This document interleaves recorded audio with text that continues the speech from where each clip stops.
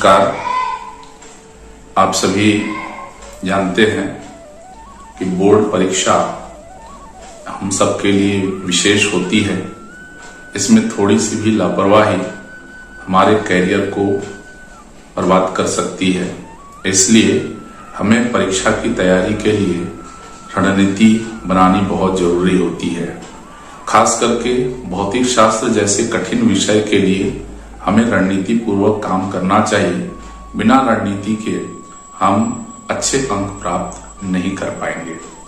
तो भौतिक शास्त्र कोई कठिन विषय नहीं है, बल्कि अभ्यास का विषय है। अगर हम माध्यमिक शिक्षा मंडल द्वारा जारी ब्लूप्रिंट और पाठ्यक्रम का अध्ययन कर इस विषय का रणनीति पूर्वक अध्ययन करेंगे तो निश्चित तौर पर हमारे अच्छे अंक आएंगे।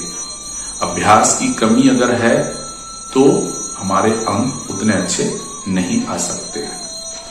तो आइए देखते हैं कि भौतिक शास्त्र विषय में हम किस प्रकार की तैयारी करें और अच्छे अंक प्राप्त कर सकें। मैंने परीक्षा रणनीति को 2 हिस्सों में बांटा है। एक हमारा विषयगत जानकारी और दूसरा स्वास्थ्यगत जानकारी।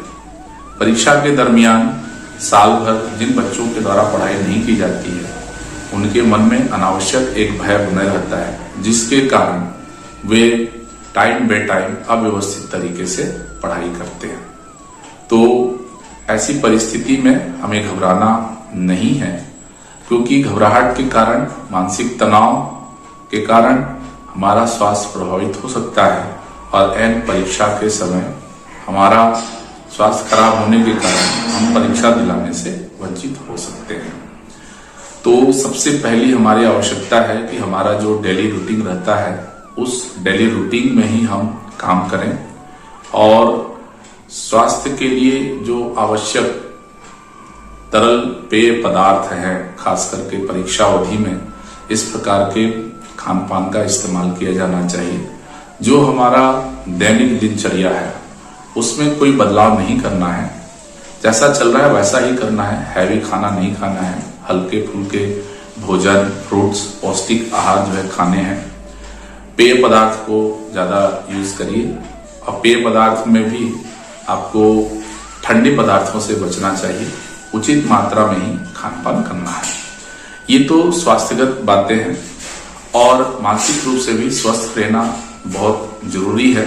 चिंता भय से मुक्त रहें, खुशी खुशी तैयारी करें। साल भर जो तैयारी किया है उनको नियमित रूप से दोहराव करना है। अब बारी आती है कि हम भौतिक शास्त्र जैसे विषय की तैयारी कैसे करें। जब हम भौतिक शास्त्र जैसे विषय की तैयारी की बात करते हैं तो उसमें सबसे पहली बात आती है कि बोर्ड द्वारा जारी पाठ्यक्रम और उसके लिए ब्लूप्रिंट क्या है। बोर्ड ने एक व्यवस्था बना रखी है कि किन किन यूनिटों से कितने नंबर के प्रश्न पूछे जाएंगे और इन प्रश्नों का स्तर क्या रहता है। वस्तुतः माध्यमिक शिक्षा मंडल के द्वारा पूछे जाने वाले प्रश्नों में सामान्य प्रश्न होते हैं जो कि औसत दर्जे के होते हैं।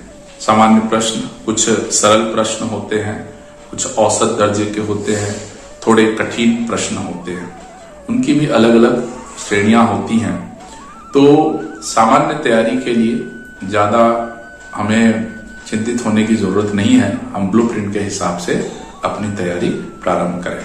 सबसे पहले ये देखें कि पूरे ब्लूप्रिंट में अधिक अंक और कम मेहनत किन किन टॉपिक्स में लगते हैं। आपके लिए कौन कौन से टॉपिक सरल पड़ते हैं, उन सभी टॉपिकों को आप अच्छे से तैयार कर लीजिए और वहां से किसी प्रकार के प्रश्न आते हैं उसको बनाने की क्षमता रखने की बात आपको याद रखनी पड़ेगी। दूसरी बात यह आती है कि जब हमारा परीक्षा तैयारी हम लोग करते हैं तो पिछले साल के प्रश्न पत्र का भी हमारा विशेष अध्ययन होना चाहिए। खास करके विगत वर्षों के प्रश्न रिपीट नहीं किए जाते हैं, इसलिए उन प्रश्नों को ज्यादा महत्व न देते हुए उसके पहले के वर्षों में आए हुए प्रश्नों को विशेष ध्यान दें ताकि आपकी तैयारी अच्छी हो सके।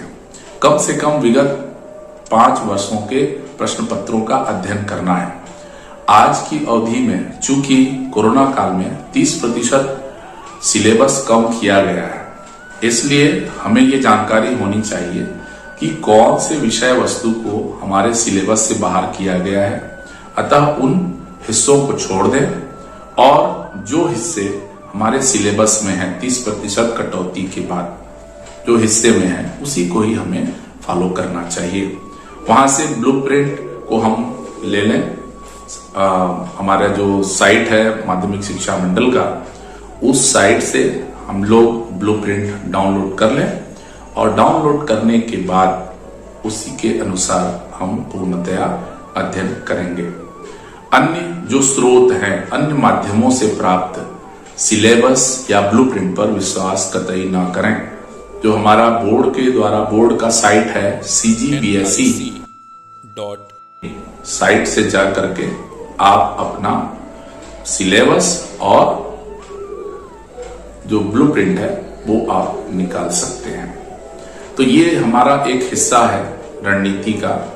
इसके बाद अब आता है कि हम अब आगे कैसे तैयार करें। आप ब्लूप्रिंट में देखेंगे कि कुछ विशेष हिस्से से ही हमारे 5 अंक के प्रश्न पूछे जाते हैं। उन 5 अंक वाले यूनिट को चिन्हांकित करें और विगत वर्षों के आए हुए प्रश्न को छोड़ करके शेष जो संभावित प्रश्न हैं उन प्रश्नों का उत्तर लिखने का बार बार अभ्यास कर लें। इसके पश्चात 4 अंक वाले प्रश्न भी निर्धारित है कहां से आने हैं, उसको भी हमें देख लेना है। ये 4 अंक वाले 5 अंक वाले प्रश्नों में आपको अथवा वाले प्रश्न मिलेंगे। अतः कम से कम एक यूनिट से 5 अंक वाले जो यूनिट निर्धारित है उससे कम से कम 5 बड़े क्वेश्चन तैयार कर लेंगे। जो अब बारी आती है 1 नंबर, 2 नंबर और 3 नंबर वाले प्रश्नों का। तो सबसे पहले हम लोग 3 अंक वाले प्रश्नों की बात करते हैं।